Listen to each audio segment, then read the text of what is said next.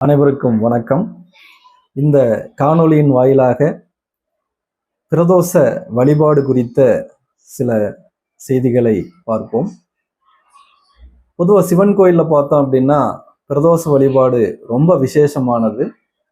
இந்த பிரதோஷ வழிபாடு ஏன் தோன்றுச்சு, பிரதோஷ காலத்தில் சிவனை ஏன் வழிபடணும் அப்படிங்கிறத பற்றி நம்ம இங்கே பேச போகிறோம்.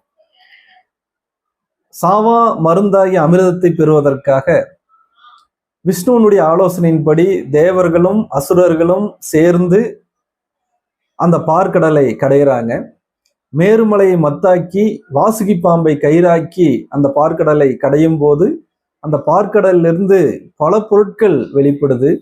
கற்பக விருட்சம், காமதேனு பசு, நிலவு வெளிப்படுது, திருமகள் லட்சுமி தேவி வெளிப்படுறாங்க, மூதேவி வெளிப்படுறாங்க. இப்படி பல பொருட்கள் வெளிப்படுது.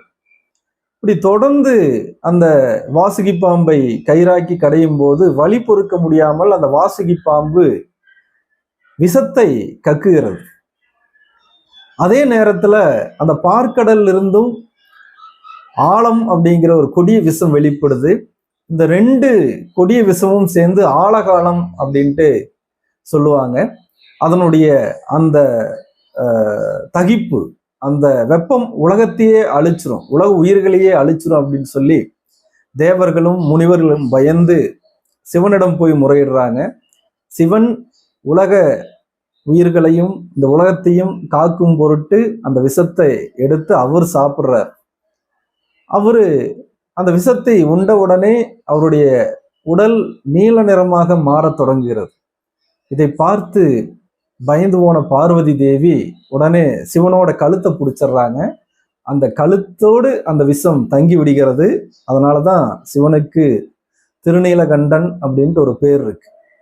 ஆழகாலம் அப்படிங்கிற அந்த விஷத்தை உண்டதால் ஆளாளகண்டன் அப்படிங்கிற பேரும் இருக்கு. இது நடந்தது ஒரு சனிக்கிழமை மாலை நேரம். அதாவது பிரதோஷ காலம்னாலே மாலை நேரம், அதாவது சூரியன் மறைவதற்கு முன்னாடி ஒரு 3:45 நாளிகை அப்படிம்பாங்க. அதனால அந்த மாலை நேரத்தில் மாதம் இருமுறை வரக்கூடிய அந்த வளர்பிறை தேய்பிறைன்னு இருமுறை வரக்கூடிய அந்த திரியோதசி திதியில் அந்த பிரதோஷ நாளில் சிவனை வழிபடுவதன் மூலம் நமது கஷ்டங்களை, நமது துன்பங்களை எல்லாம் அவர் எடுத்துக்கிட்டு நமக்கு அருள் புரிவார் அப்படிங்கிறது நம்பிக்கை. அதனால பிரதோஷ வழிபாடு ரொம்ப முக்கியமானது. அனைவரும் பிரதோஷ நாளில் சிவனை வழிபட்டு பேரருள் பெற்று இன்புற்று வாழ்வோம். நன்றி, வணக்கம்.